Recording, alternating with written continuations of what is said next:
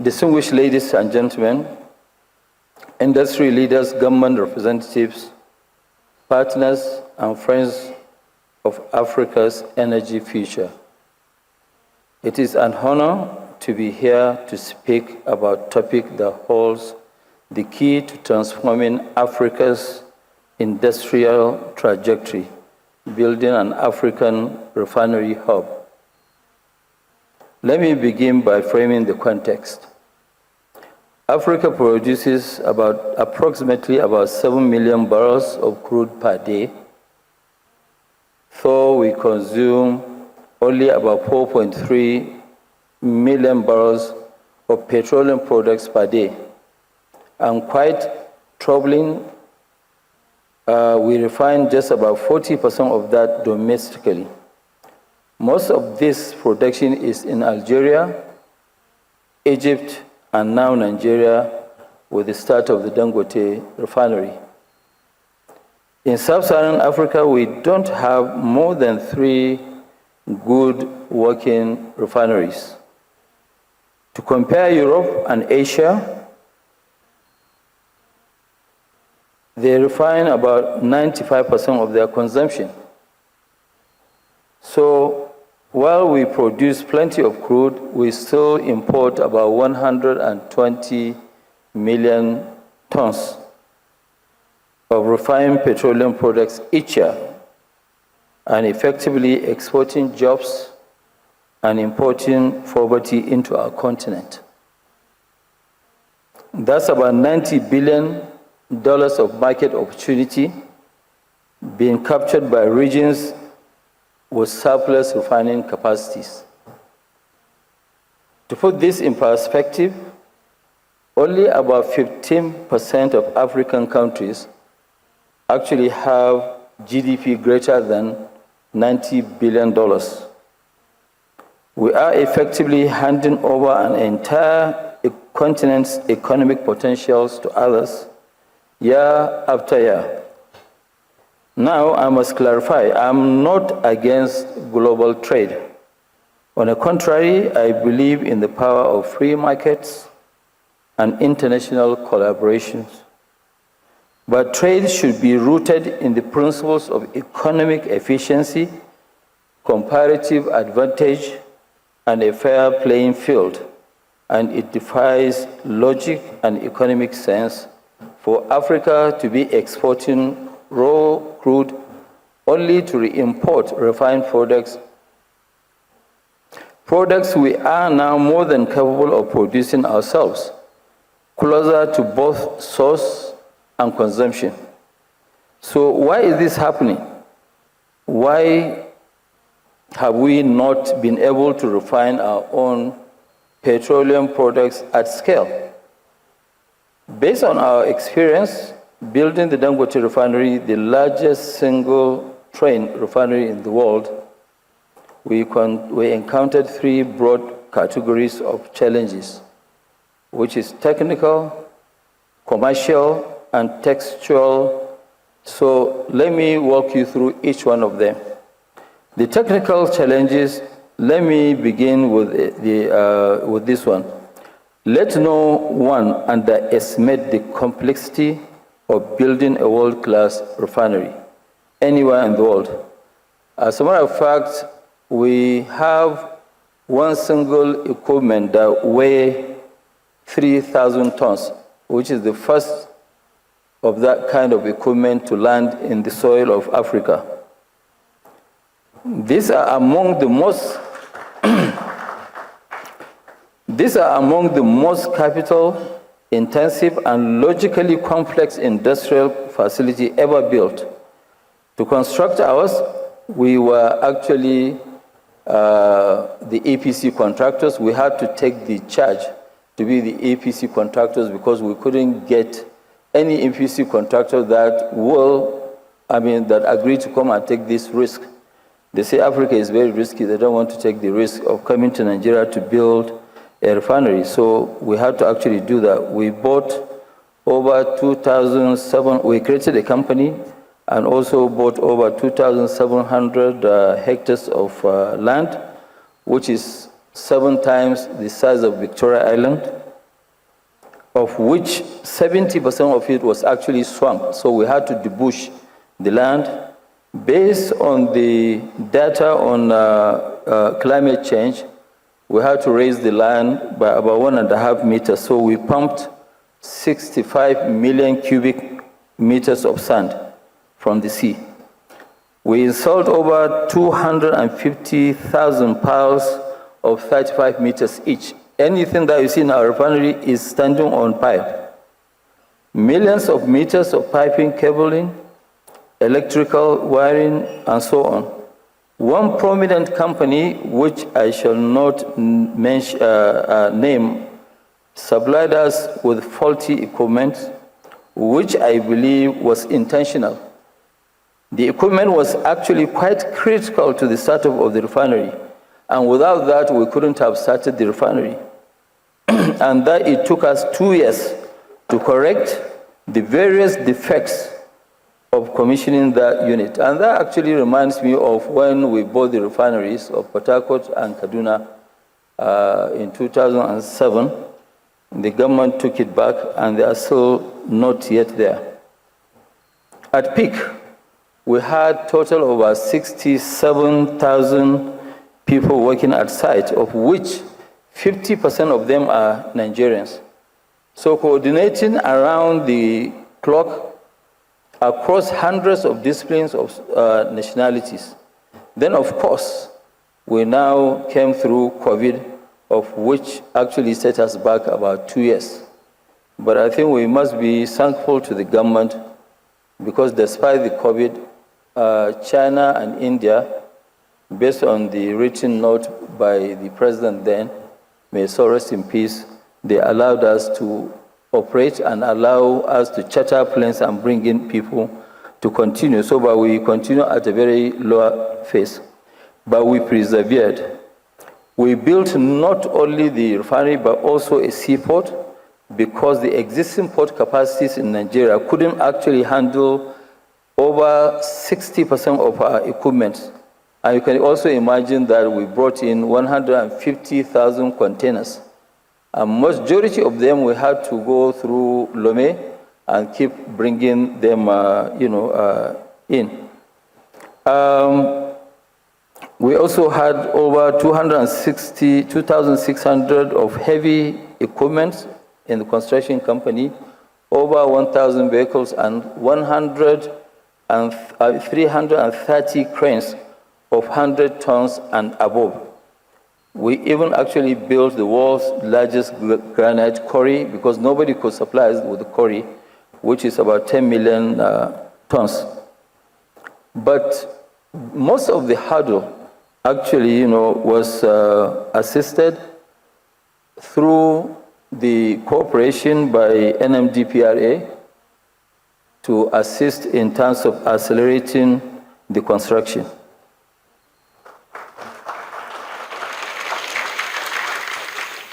After overcoming the commercial challenges, after overcoming the technical challenges, we faced the second major hurdle, which is commercial viability.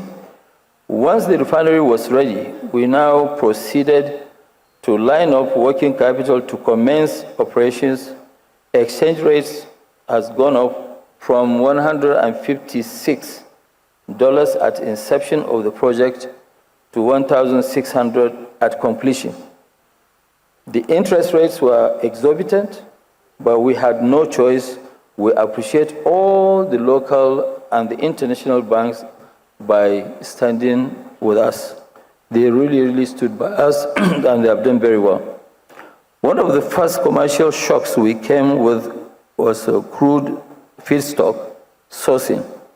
At the project inception, it was reasonable to assume that in a country producing about 2 million barrels per day, securing crude would be least of our worries. But we were wrong. Rather than buying crude oil directly from the Nigerian producers at competitive terms, we found ourselves having to negotiate with international trading companies who are buying Nigerian crude and reselling it to us with hefty premiums. Of course, as we speak today, we buy about 9 to 10 million barrels of crude monthly from the United States and other countries. I must thank the NNPC for making some cargoes of Nigerian crude available to us from the start to date.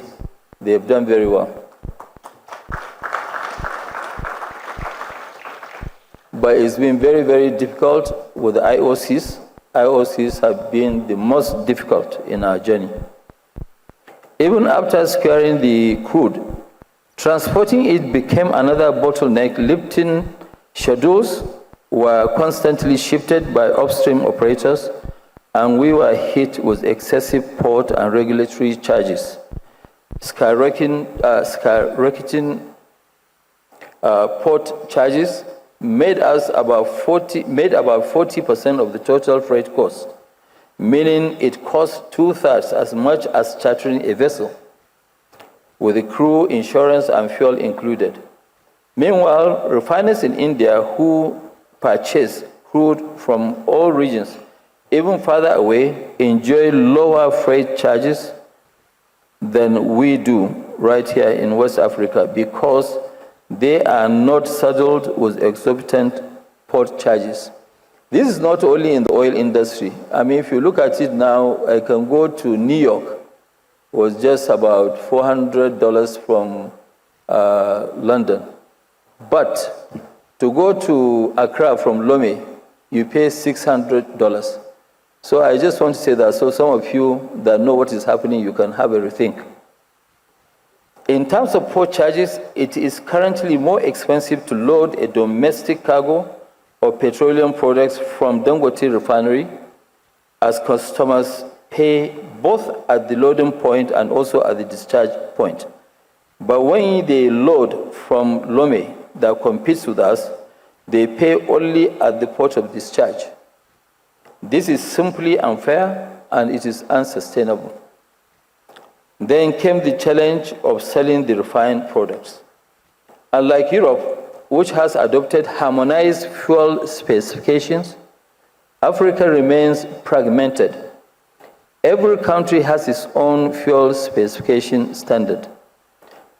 The fuel we produce for Nigeria cannot be sold in Cameroon or Ghana or Togo, even though we all drive the same vehicles. The lack of harmonization benefits no one except, of course, international traders who thrive on arbitrage. For local refiners like us, it fragments the market and imposes unnecessary inefficiencies. To give one example, the diesel cloud for Nigeria is 4 degrees. Without going into technical details, this means that the diesel should work at a temperature of 4 degrees centigrade. Achieving this comes at a cost to us and limits the types of crude we could actually process. But how many places in Nigeria experience temperatures of 4 degrees? Other countries have a more reasonable range of 7% to 12% degrees. 7 to 12% degrees. This is low-hanging fruits which could be addressed by the regulators. Any regional pricing framework must address this wide variability in standards. And to make matters worse, we are now facing increasingly dumping of cheap, often toxic petroleum products, some of which are blended to substandard levels that will never be allowed in Europe or North America. Due to the price caps on the Russian petroleum products, discounted petroleum products produced in Russia or with discounted Russian crude find their way to Africa, severely undercutting our local production, which is based on full crude pricing. This has created an unlevel playing field. In most African countries, petrol and diesel are sold for about $1, net of taxes. In Nigeria, due to this unfair competition, this price is just about 60 cents, even cheaper than Saudi Arabia, which produces and refines its own oil. This is due to the fact that we are having too much dumping. To remain viable, we urge the governments across Africa to take deliberate steps, as the US, Canada, and EU have done, to protect domestic producers from unfair competition. Nigeria First policy announced by His Excellency President Bola Ahmed Tinubu should apply to the petroleum product sector and all other sectors. Contextual challenges.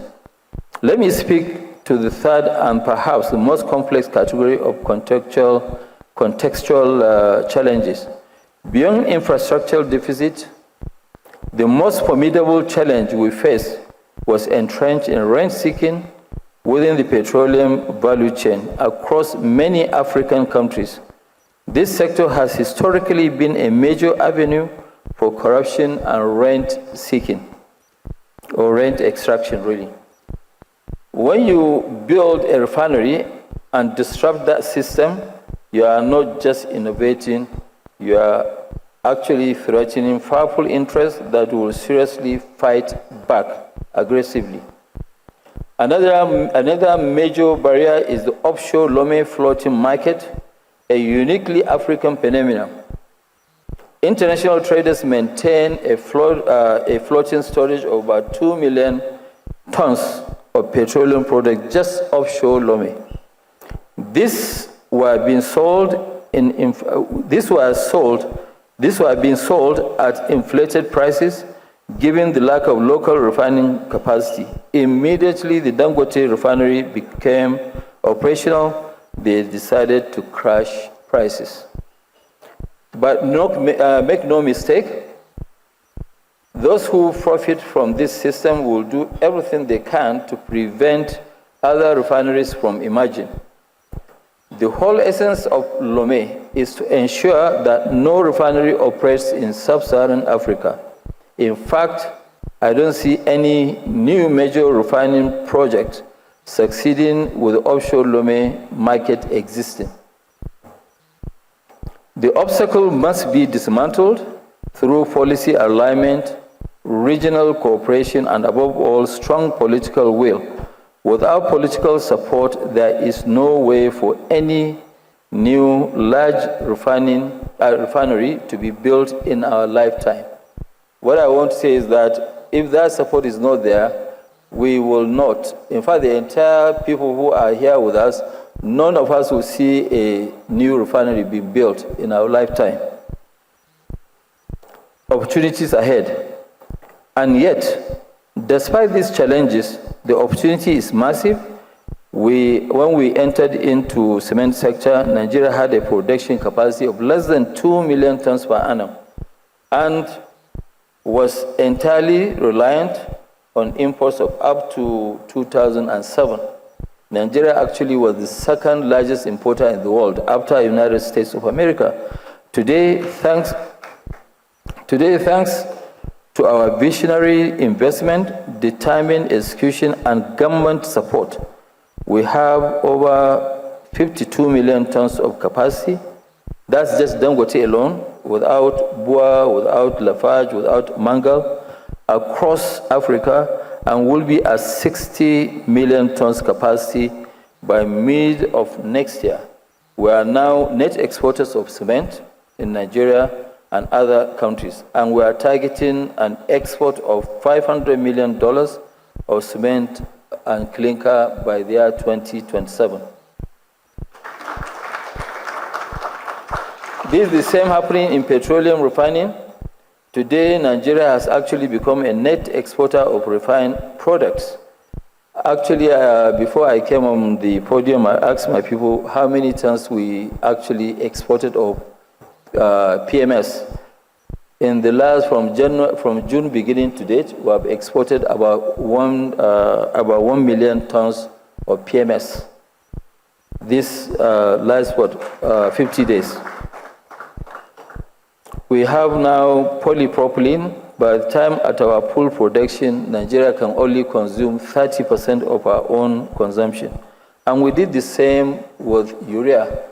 And urea, we're actually, producing now 3 million tons. Indorama producing 3 million tons. So really, for you to know, Nigeria is actually catching up, is going to beat Egypt in the next 16 months. And will be the biggest exporter of urea in Africa. This is a historic turnaround. And with our LPG production of 2,500 tons per day, we are working to encourage more homes to increase the LPG consumption or utilization. And we are just getting started. Very soon, the refinery will be listed to give all Nigerians the opportunity to become shareholders. We are open to partnerships with African governments, private investors, and regional institutions. Our vision is simple but ambitious. Africa should refine all the petroleum products it consumes right here on the soil of Africa. Closing. Before I conclude, let me take this opportunity to address concerns around monopoly and dominance. The reality is that for too many people who have both the means and the opportunity to contribute meaningfully to our nation's growth, choose instead to criticize from the sidelines while investing their wealth abroad, adding little to Nigeria's real economy or Africa's economy. We have chosen to bet on Nigeria, and we will continue to do so. So we should not allow dumping to destroy our manufacturing base like what it did in so many other industries like textiles and co. Others should be encouraged to build refineries if they are serious. I think encouraging other people to build refineries is the job of the NMDPRA and also the government. So, Engineer Farouk, I will rely on your leadership to make sure we encourage those people who have collected licenses that are not using. And I believe anybody who collected these licenses from you, either you cancel them or you put a penalty on yearly basis so that they will return the license or they will build those refineries. In conclusion, the road to industrial self-reliance is not easy. It is full of obstacles, technical, financial, commercial, and political. But the rewards are even greater: jobs, value retention, and economic transformation. Let us not squander the immense potential that lies beneath our feet. Let us refine it, transform it, and use it to power the next chapter of Africa's development. Thank you very much.